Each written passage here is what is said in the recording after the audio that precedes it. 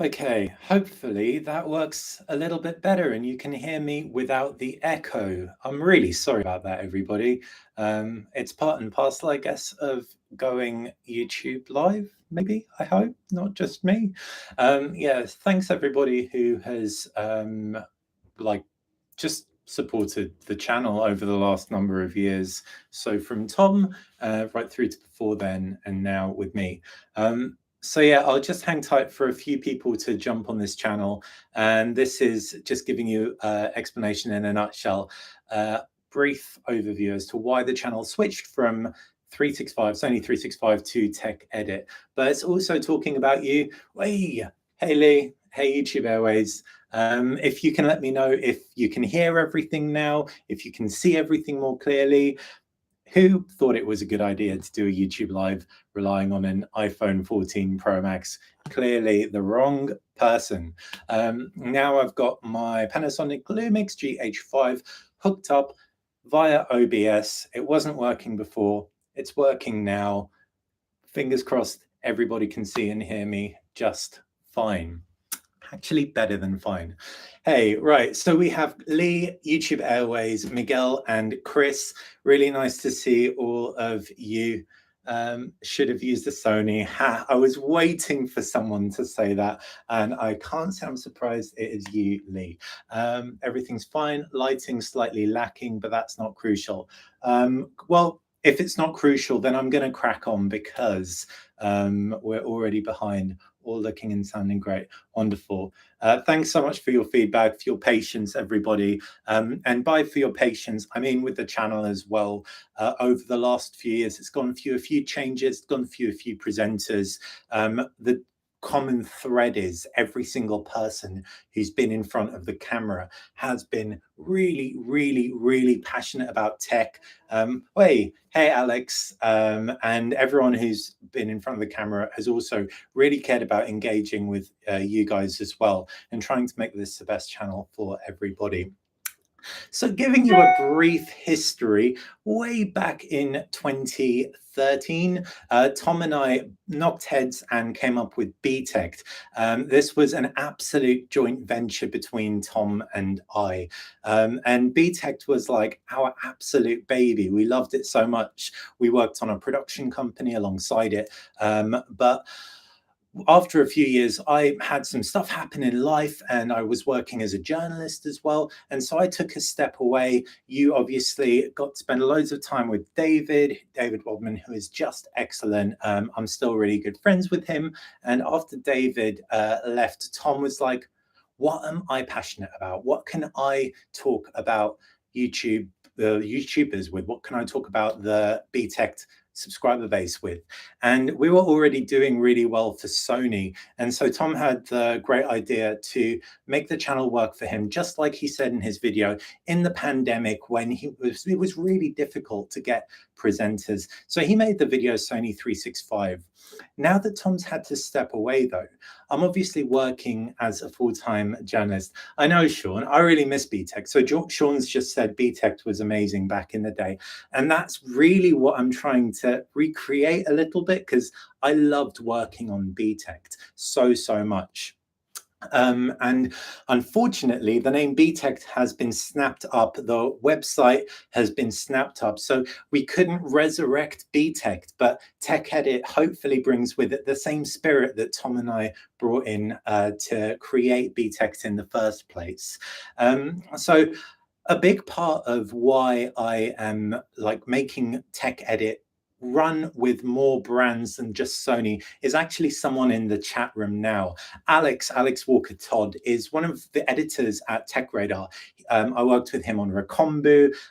You can see his videos. Oh my gosh, we did a show called Baked together where it would be like we'd talk about cool hot tech at the time. It was really fun. But the point is, if you're a journalist who's covering loads of brands editorially, you can't really have a channel that just focuses on one. Now, this is in no way me saying that Tom and Sony365 was in any way biased or anything, because Tom, like his reviews were always really keen to talk about both sides of the coin when it came to Sony. But as a journalist getting commissions from people like Alex to review products, it was always critical. It's really critical that I have an overview, I have hands-on with all brands, and I don't show favoritism. So with journalism being my primary income, obviously, it really made sense for the channel to grow as I go into the forefront in front of the camera, into a broader channel. And I know that a lot of people love Sony365 and loved what Tom was doing, but the reality is I couldn't do it justice. I couldn't do what Tom was doing with the charm, charisma, and like Tom is an international man of mystery, so I'm never going to fill those shoes. But on top of that, I don't have the breadth of Sony understanding across audio devices. Tom's a musician as well. Like, he's just so like multi-talented and he knows so many different things. But what I am is a smartphone expert. I've been pretty much reviewing every major smartphone that has come out since 2010. I worked at Phone Arena, then I worked at Recombu with Toddy. I worked on a site called Know Your Mobile, and I've obviously worked at Tech Radar before. So with all of that in mind, it's really like the only direction forward for the channel, with me leading it, is to make it a multi-brand channel. I'm going to read some of your comments. Errol's just commented saying, good luck, Basil. Been watching your stuff since your epic Nokia 808 PureView. Oh my goodness, I've got that Nokia 808 somewhere in a drawer over there. I'm a Sony fan myself, but the few phone launches I have per year are not enough to run a channel on. I mean, you say that, Tom would have done an incredible job because he would find other things other than the phones to talk about when it comes to Sony. But you're right, if you're covering things from up to the minute news point of view, there isn't necessarily quite enough there. Now, I will be reviewing other Sony stuff. I reviewed Sony's like cameras as well for various websites, and other products, but predominantly this is going to be a smartphone channel. So if you're relying on 2 phones a year, don't hate me, but I really don't like the Sony 10 series when it comes to, I can't really talk too much about them. They're decent mid-ranges if you can get them at the right price, but I can really geek out over the Xperia 5 and the Xperia 1 series. But 2 phones a year, it's not really enough necessarily. So just checking. Oh, we've got a message from Sean. I liked Sony365. It was amazing because I had become a Sony fan within years on the smartphones. There are other Sony sites out there. There are other Sony YouTube channels. And I really hope everybody who loved Sony365, loves Tom, doesn't lose that passion for either, to be honest. So Tom has not got his social channels set up yet, but as soon as he has, I'll be sharing those in the community section. I'm going to also keep the community section really, really active because I just really love talking to you guys, figuring out what it is you want to see. Like I've said multiple times, I've got such amazing access to tech, and I will really want to give you guys the impression like you've actually got the tech with you. This channel is going to be predominantly really nicely edited videos, but what I'll also probably do down the line, either through YouTube Shorts or through a secondary channel, is get a quick dirty channel with loads of videos that just got up that aren't too edited, one takes, bam, bam, bam. And that will also, with this channel, which will be like maybe once or twice a week, get polished videos, a nice marriage of, you can get everything or you can get just the curated stuff. Right, so the chat room's filling up. I really appreciate everyone being here as well. If you have only just joined, I had a feed go down and I was all like flustered, but now it's all good. Hooked up the good camera. Right, so Chris Sullivan said, I remember you reviewing the HTC Desire phones back in the day. Yeah, I've actually, again, got a HTC One M7 in the drawer right there. I love keeping some of my old phones. Oh, wait for it. I'll grab some right here. Remember Nokia 808 PureView with the clip-on case, which has a tripod thread, and it also has a shutter key. I have my, so that's a 1020, sorry, the Lumia 1020. This is 808 pure view. So like clearly there are loads of people who are chatting now who understand how much of an absolute smartphone geek people like myself and Alex Todd, who is in the chat, are. We've been doing this for a long time. So with that in mind, I'm a huge fan of like so many brands, and Sony is absolutely one of them. First brand to really go in with waterproofing smartphones, and now everybody's doing it. Xperia design language has also been so consistently square for so long, and also SIM card trays that you don't need a pin to eject. There's so many wonderful things about Sony, but there's also so many wonderful things about other brands. Nokia's legacy is like just part of it. I've got the Xiaomi Mix Fold 2, which is like the most wonderful smartphone foldable tablet 2-in-1 that I've ever used in my life. If you want a true phone experience, it's just a lot of cool tech to get excited about. And ironically, Sony makes a lot of it, like the Xiaomi 12S Ultra. Sony makes a sensor that powers it. That's a 1-inch sensor. And I'd love to see some of that cool tech in Sony phones. But as a few people have mentioned, there isn't quite enough Sony launches or smartphone launches as of yet to really make a channel just about that. For me, there might be for someone. Of course, you could geek out about every aspect of the phone. But yeah, as a practicing journalist, I do need to cover all brands. So now I can stop talking for a second and I can check out some of the comments in the live chat. So yeah, Chris HTC, Rafael Wilson says, what happens, Tom? So check out the channel, the new channel trailer.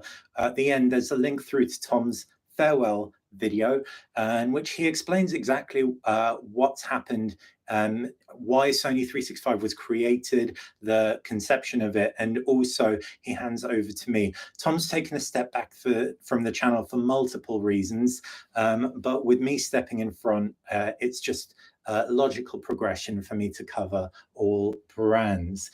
Golan Lovey, who has been like a fan of the channel, or a subscriber, sorry, for so long. Thank you. He's just dropped in a message. Hey Basil, watching you from the beginning in Sony Xperia Z3 from Israel. Hey Golan, really nice to hear from you. I remember you commenting when I was on Btekt, and I left way back in 2017. So that's just awesome. What gear? Hey, like just so cool seeing people on here who I know in real life. Leetronics, you're going to do just fine, Basil. Just be yourself. Really kind words. And I think I spoke to Tom yesterday, and we were both really bowled over by the sentiment that we're both getting. I know I did the YouTube thumbnail of me being biffed in the face. That wasn't because I actually felt attacked by anyone. It was just a general sense I was getting from people that they were like, what's happened to Sony 365? What have you done, Basil? I miss Tom. And I really do understand that. Tom's been doing this for a while. He's been doing such a great job. And there was such a period of silence that, of course, you were going to miss him. You were going to wonder how he is. But having said that, the majority of the comments have been really supportive, really loving, and yeah, stay tuned to Tom, and I'll keep you updated of what he's doing, because he is way too charismatic to keep off the YouTubes. Right, some more comments. Leetronic says, I like the Windows OS. Shame. Yeah, I pulled out my Nokia Lumia 1020 earlier. Let me see if I can find some more old phones. Yep. 1520, remember that? Back when we thought this was the biggest phone in the world? Well, it's still pretty chunky today. I'm 6'4", I've got giant hands, and it's still a handful. So yeah, I really missed Windows Phone too. And now it really is a two-horse race. You've obviously got iOS and Android, but there are so many different flavors of Android. At least there is that. Right, who else? Nokia brought us always on display. Yes, they did. Franklin Goodwin, and thank you, Franklin, for all the really kind comments you've been leaving. And Mark, welcome back again, Basil. Thank you so much, Mark. That's what she said. Oi, oi. So yeah, I have said it a million different ways, but basically, this channel is something that Tom and I both really, really care about to this day. We've put blood, sweat, and tears into it, and we also really appreciate everyone subscribing and engaging, because it kind of gives us a sense of purpose to like give you guys the experiences that we're lucky enough to get hands-on time with these devices. I remember I was a kid and I applied for a job at CNET. I applied, well, this is like when I was still at university. I really wanted to write about tech. I wanted to do all this stuff, but I really wanted to have hands-on time with all of the cool tech. I would wait for my parents' mobile phone contracts to finish so I could renew, so I could choose their next phone. And I'm sure there are loads of people out there who just aren't as lucky as me living in London to have such access to all this cool stuff. So please do comment if you want anything covered. I will do my very best, be it in a YouTube short, be it in a YouTube live. I'm going to get better at all of the other social media platforms. I'm posting original photos to Instagram, obviously, and will continue to. I don't want to make this like really, really jarring for all the people who are true Sony fans. I want to make sure that the transition is a smooth one within reason. Obviously, the rebrand needed to happen really quickly because I'm still working as a journalist and I need to show that kind of brand impartiality. But in the same breath, I will be doing more like Sony comparisons initially and pick on like cool Sony features like that incredible IMX900 in the Xiaomi 12S Ultra. A video on that would be awesome, because I am a big Sony fan and that extends far beyond Xperia phones. But I do have the Xperia 5 Mark IV in, so we'll be doing a review on that. Chris Sullivan has to get back to work. This channel has changed names a few times. However, it's always had cool people and content. Really appreciate that. Chris, you have a wonderful day, wonderful weekend. Watching from Long Island, New York. Wow. Vinny, keep up the good work. Really appreciate that too. If you're in New York, you're not too far from Michael Fisher and the Unlocker, who I'll be seeing in a few months at a Btekt conference, which I can't wait for. We've got looking forward to seeing other tech reviewed. Do you ever see Sony becoming more mainstream like Samsung and Apple? Honestly, I don't see Sony trying to be more mainstream at the moment, because Sony is catering to enthusiasts and a lot of them are subscribed to this channel. I've just reviewed the Xperia 5 Mark IV and it's so powerful when you really dive into everything that camera app can do. But it is complicated, and in auto mode, it isn't as like just do it all as some other phones. You really have to take time and care about like setting everything up perfectly. And cameras have become such a core aspect of a phone that while Sony phone cameras are powerful, they aren't as user friendly. And so I think that a lot of people are going to overlook Sony until Sony stops necessarily focusing on the incredible stuff that its phones can do for pros, or it launches a more mainstream phone that's a little bit more do it all. Heck, it doesn't even need a more mainstream phone. It just needs a more mainstream UI. If they relaunch the Sony Xperia 1 Mark IV or the 5 Mark IV with a more streamlined user interface and automatic mode that leaned a little bit more heavily on computational photography, I think Sony would be doing great guns with reviews. Again, you don't need to put so much pressure on the camera. If you put a little bit less pressure on the camera, then it might not necessarily overheat. So they're my like hot takes, having spent like years and years using Sony products. But at the same time, if they were to do that, they'd potentially alienate some of the hardcore fans. That would be really cool, though. Imagine if Sony released the like pro version of every single phone and like another version, or at the startup screen you could choose between a pro UI or a more simple UI. I think that would actually be a game changer, because Sony's hardware is stunning, like the build quality, the durability. Like I keep saying, a SIM card tray that you can pull out with your fingernail. It's not rocket science, but Sony smashes it. So with that in mind, again, it's just really critical that like I think for Sony, they keep normal people in mind, not just enthusiasts. Maybe one day that'll happen. I really hope it does, because like I said, I love so many aspects of the brand. And the new Xperia XZ5, the battery life, wireless charging, winning. Oh, loads of comments since I looked at the screen last. Sashi and Jameer, is OnePlus 10 Pro good for extended gaming despite the ColorOS Oxygen? By the way, happy to see you back. Thank you so much, Sashi. I like the OnePlus 10 Pro. I have to say, extended gaming is much more enjoyable from experience on Snapdragon 8 Plus Gen 1 devices, because they don't get quite so hot. So potentially, I didn't love the 10T. The 2 megapixel macro camera just completely blew it for me. But a Snapdragon like 8 Plus Gen 1 over an 8 Gen 1 alternatively might be better than the 10 Pro. But the 10 Pro is a good phone, but it does get warm with extended gaming. Can I get your Honor Magic 4 Pro video review? You can actually. Golan has just asked for my Honor Magic 4 video review. I actually did one on my teeny tiny personal channel. So if you Googled my name, Basil Cronfley, and then Honor Magic 4 Pro, that should pop up. I will try and repurpose it for this channel, but I will say I'm so inundated with newer devices now, I'm not sure I'll be able to get a video review, but I will be getting a comparison with the Pixel 7 Pro hopefully soon, because they're very matched phones. Both of them are under 900 quid. Both of them have a periscope camera. Both of them have a really strong camera as well. They both have that curved screen, glossy back, very, very evenly matched, but the Pixel does have optical image stabilization on the main camera. Grounded Tech just switched from Xperia to Pixel 7 Pro. Missing Xperia, not going to lie. That's really interesting. What are you missing about the Xperia, Grounded Tech? I really would love to know. For me, I would be missing the design. It just probably like switching from those flat sides, that glass front, glass back with the flatness, to a curved screen phone would probably just feel quite weird.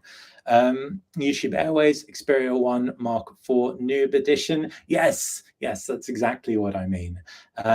Just picked up Pixel 7 Pro, absolutely amazing, truthfully. That's from Vinny. Yeah, I really, really like the Pixel 7 Pro. And its price, £849 here in the UK.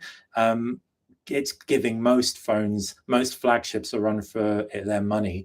And it's also worth noting, in the UK, we've been hit really hardly by prices going up and up and up over the last few months, and tech launching for the same price in dollars as it has been in sterling. And the Pixel 7 Pro has remained at £849. So from a UK British person, hats tip to Google for keeping the pricing the same. I really find it so easy to recommend. If anyone wants to see what the Pixel 7 Pro looks like compared to the Pixel 6 Pro by light of a ring light, that is the two phones side by side right there with my hairy hands. There you go, a bit less hand, a little bit more pixel.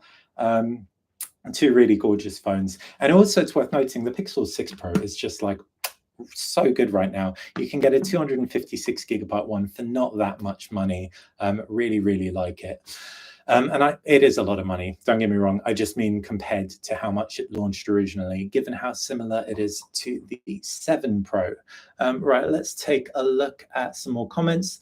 Hey Basil, have you heard the 1 Mark V rumors? I read Sony's supposed to be working on a 70 to 200 millimeter equivalent variable optical zoom sensor, which sounds insane.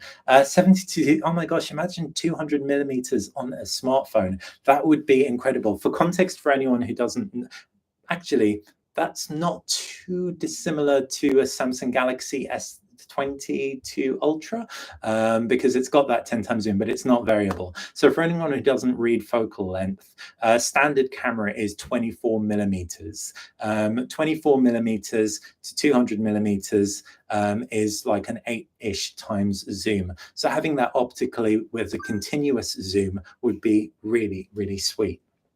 I haven't read those rumors though.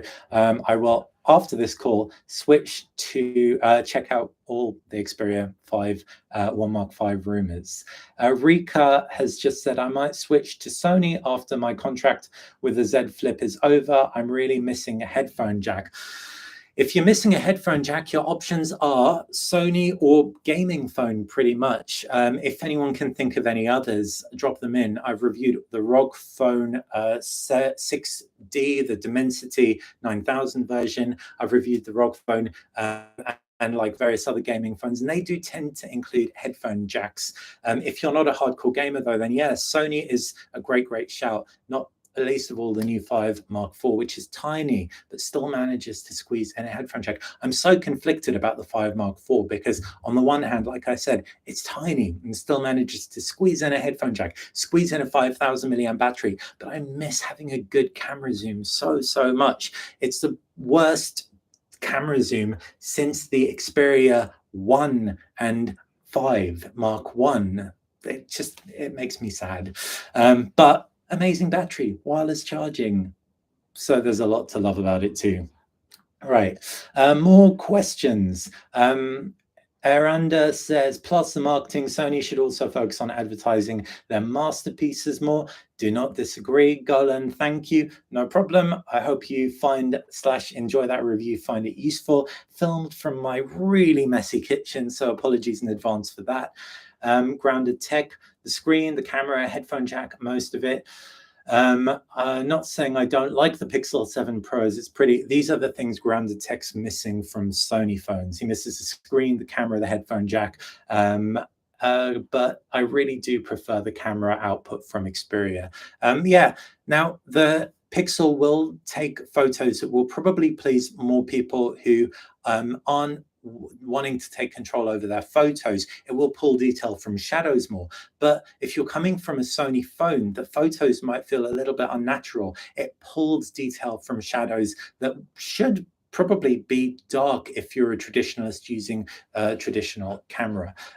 So the nice thing about Sony phones is if you do want to take control over things, you can. But if you're like, I would never really buy a Sony phone for my mum, like, because she really wants to just like slightly shake your hand, take a picture, and it'll still look good. And the Pixel will do that better than the Sony phone would. But if I was more of a filmmaker, etc., it's a no-brainer there.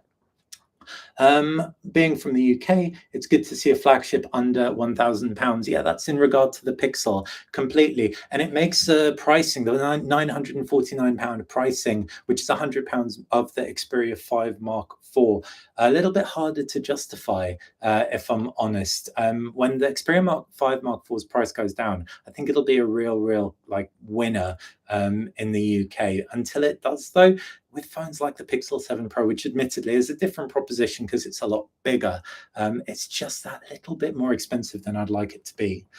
Kusakabe says Samsung A series aren't bad, just slow and not waterproof. I mean, I agree that they aren't bad, but actually the A53, I reviewed that and it is slow to the point of like being bad, which is frustrating because if it was a bit faster, the hardware is really good.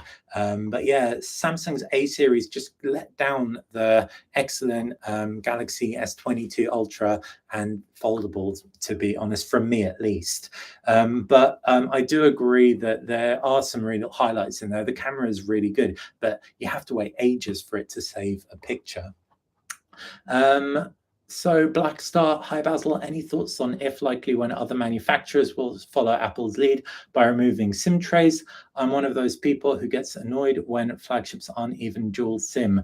Yeah, I honestly am struggling to see how the whether or not Apple will remove the SIM trays globally in the next iPhone. I'm really lucky. I actually picked up iPhone 14 Pro Max in the UK, and that has a SIM tray. But I need a dual SIM slot. I travel a lot, and like this is a problem a lot of people are having. Maybe when eSIMs become a little bit more common, it will be something that I'd be more open-minded to. But right now, I wouldn't buy a phone which didn't have a SIM tray. Also, switching phones like pretty much every 5-6 days for work, it's really, really difficult. Will other brands follow suit? I think they will, but I don't think it's going to be super soon. I think it'll take hopefully at least 2 generations. I think what's really going to dictate what the rest of the market does is what Samsung does next, because yeah, they'll probably, actually, to be fair, Sony are trailblazers as well in a lot of ways. Let's see. I'm not really sure, to be honest. I just know I really don't want to lose my SIM tray. Hi Basil. If you will continue to do live smartphone show every week, it'll be a great thing. Okay, that's a really great suggestion from Golan. Really appreciate it. Alex Walker, Alex Walker Todd, Xperia's flagship gaming set, i.e. Razer, etc., makes them better gaming phones than ROG and the like. Discuss. Oh, Alex, you're killing me. Alex basically is just hinting me to get absolutely bashed by all the Sony fans, because he's saying that Sony's flagship gaming, like DualShock 4 controller editions, etc., make Xperia's better for gaming than dedicated gaming phones like the ROG phone. And I really disagree. I feel so sad. I feel like Sony and PlayStation leave Android as an afterthought. Like, obviously the Xperia Play happened and that was exciting and it was so promising, the shape of things to come potentially. But for me personally, PlayStation's launched the Backbone 1 edition for iPhone, and like, where's the Android version? I know it's just branding, I know there's no like actual material difference, but still I really miss like having parity between Android and even Xperia and iOS. And then there's Remote Play, which started as an exclusive for Xperia devices. I appreciate PlayStation needs to appeal to everybody, but now it just feels like you don't get any perks being I've got a PlayStation 5. I don't get any perks having an Xperia phone. In fact, it's worse because PlayStation 5 content streams out in 16:9, which is more cropped on an Xperia display. So I would rather have a wider screen. So if Sony released like an and this is the other thing, the Xperia Game Center within phones doesn't allow for key mapping, not to my knowledge, correct me if I'm wrong. And I use that on my ROG phone all the time, whether I'm playing something like Genshin Impact, in which it has like preset key map for that, or Trials of Mana or something. So with that in mind, I really am sad that Sony and PlayStation specifically doesn't do more with mobile, but I also understand that it needs to make sure everybody, whatever phone operating system they had, is supported. But thanks, Toddy. That was an interesting conversation starter, even if it was just me talking to myself. But yeah, if anyone has any opinions, please fire them through. I'm going to need to jump off in 5 minutes. So last couple of questions. Nothing Phone and Pixel 6a, much better options in the Galaxy A53. Couldn't agree with you more. The Nothing Phone, I think I've got that here. Yes, I do. Really strong out of the gate first phone from Nothing. Wireless charging. The LED lights are cool, but really it's like the fact that it combines a great dual camera system that doesn't put filler a 2 megapixel macro camera in. It's just a confident dual camera setup with a strong ultra wide, really similar to the Honor 50. Actually, what I like about this and the Honor 50, ultra wide, good. Autofocus, does macro shots too, and also you've got that main camera as well, which is great. It's a big sensor, works well in low light, and I think a lot of manufacturers could really benefit. This is the other, I didn't really love the OnePlus 10T. It almost just didn't need that 2 megapixel macro camera. If you have a poor macro camera on there, people are going to switch to it. If it doesn't take as good pictures as the main camera, people are going to get worse photos from it than they would otherwise. So yeah, head scratcher really. Right, so we have some more comments. Xperia fan, Elwarays has nothing to do with DualShock controllers. It seems you didn't really get his question. That's probably true, I didn't. So I apologize, Elwarays, regarding the Elwarays, Toddy. I will check that out afterwards. I know a little bit, but I don't know everything. Thanks for clarifying that, Xperia fan. Leetronics, glad I just make calls, take pictures and videos, but even more glad I don't play games on my Xperia. I will say though, like I was super impressed with the 5 Mark IV that gameplay didn't get too hot. It was surprisingly cool considering the camera issue and the fact that it has a Snapdragon 8 Gen 1, which in the Xiaomi 12 Pro got positively scolding at times. Blackstar, Basil, any thoughts on whether or if Huawei had been allowed to access G apps on where they would be in the market? If Huawei was allowed to access G apps, I think they'd be doing really well right now. That's completely changed the whole smartphone world, but it's made way for Oppo, Xiaomi, and other brands to come through. And of course, Honor, who is really impressing of late. So we've got a few other questions in there. If I haven't answered any, please leave them in the comments section after this video. I'm going to quickly fly through. Golan Levy, OnePlus Nord T2, great value for money and a great mid-range option. I agree. Suggest any good Android tablet under $650. If you can get the Xiaomi Pad 5, that's really good. And hopefully that answers pretty much everything. Thanks, Toddy. I really appreciate that vote of confidence. And also everybody who's tuned in and who has commented, shared love with Tom and myself in the videos that we've posted. Please continue to let us know what you're thinking. Keep checking the community tab. I'll be updating that pretty much daily. And I'll also be really making an effort to reply to as many people as I can. Have a wonderful day, everybody. And yeah, thanks so much for subscribing and tuning in. Bye.